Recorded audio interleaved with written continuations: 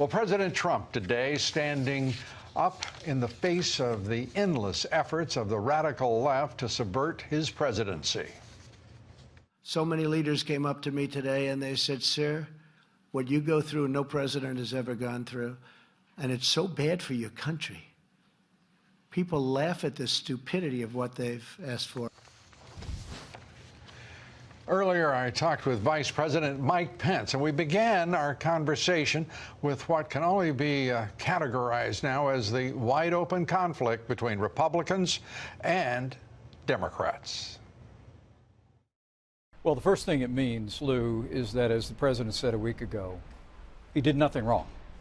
The transcript reveals that despite reckless accusations in the media and by Democrats on Capitol Hill that the president had somehow threatened aid to Ukraine to demand a specific act, that it just never happened. The transcript is clear on that point. The ironic thing is the only time it did happen that we know about is when former Vice President Joe Biden threatened over $1 billion in aid to Ukraine in exchange for a specific act. But in this case, the president's been completely vindicated. And I think the American people look at this in the context not just of this week or this month, but really the last 2.5 years. I mean, 63 million Americans voted for President Donald Trump and to put this administration in the White House. And from the day after the election, the Democrats have been trying to overturn the results of that election. 2.5 years of reckless accusations of obstruction, collusion with the Russians. All of that panned out to be nothing. No collusion, no obstruction. Last week, Democrats were actually making baseless allegations against a Supreme Court justice, calling for his impeachment. And now this week, before she had any of the facts, even though she knew that the transcript was going to be released today, Speaker Nancy Pelosi initiates an impeachment inquiry into this presidency. And I think the American people have had enough. But at the end of the day, Lou, I think it's because they know they can't run against this president's record. They can't run against a record of accomplishment that you talk about every night on this broadcast.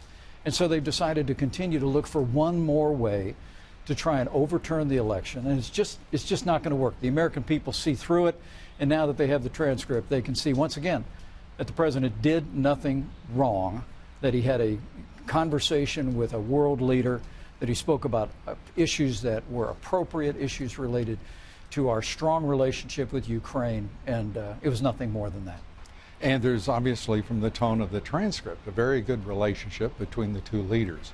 And there had been other conversations complimenting him on his election, complimenting Zelensky on winning the parliament, right. And Zelensky talking about ridding Ukraine of corruption, the very essence of what the president is concerned about.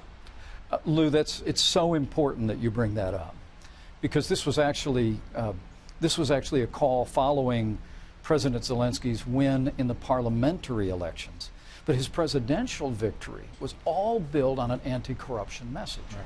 And so the president wanted to speak about that. I mean, the United States of America has stood strong with Ukraine ever since the Russian military overran Crimea and has been underwriting a savage war in the Donbas province of Ukraine. Different from the last administration, we've actually been providing defensive weapons. The Obama administration was sending them blankets and pillows. But this president said, nope, we're going to stand for the territorial integrity and the sovereignty of Ukraine. We've provided them with weapons, the ability to defend themselves. But the president was concerned about corruption, and seeing this new leader rise in President Zelensky on a message of anti-corruption, the president raised that issue. They both spoke about it. And that, and frankly, the lack of European support were both issues the president raised in this call, and frankly, has continued to raise throughout this administration. They were issues that I raised when I met with President Zelensky in Warsaw not long ago. And we also are watching a president right now and a vice president who are standing tall, together, united. The party, it's a question mark, because as we're talking, one Republican senator is saying anonymously, and because he does not want to be straightforward about it, as so many in this town occasionally do, that he thinks that releasing the transcript was a mistake because it means that he or she will have to fight for the president, for the vice president, for this administration. Well, look, we're very heartened by the support already since the transcript was released on Capitol Hill. I mean, Senator Lindsey Graham really focused the issue earlier today, where he said last week his only concern was whether or not the president had threatened aid to Ukraine for a specific act. And he said, looking at the transcript, you can see that clearly didn't happen. Despite the fact that Democrats were off repeating that allegation, our opponents in the media were off repeating that allegation on no basis whatsoever. But now we're hearing strong support from Capitol Hill. And I think they also appreciate the fact that this president said this was a perfect call early on. And despite the fact that it was a tough call for the president, because our leader has to have the ability to have candid conversation with leaders around the world. But at the end of the day, the president believed that this was a moment for transparency. This was a moment to give the American people the facts. And now that the facts are out, the American people can see that this was an appropriate call, talking about appropriate issues between the president of the United States and the president of Ukraine. And there was no threat. There was no quid pro quo in this call. And the president felt it was important that the American people see that for themselves. In fact, the transcript reveals Zelensky saying to President Trump, you have been my teacher because of as the role model for winning his election. An unexpected win for Zelensky as well as, of course, for the president in 2016. Well, President Zelensky had a career in television. Right.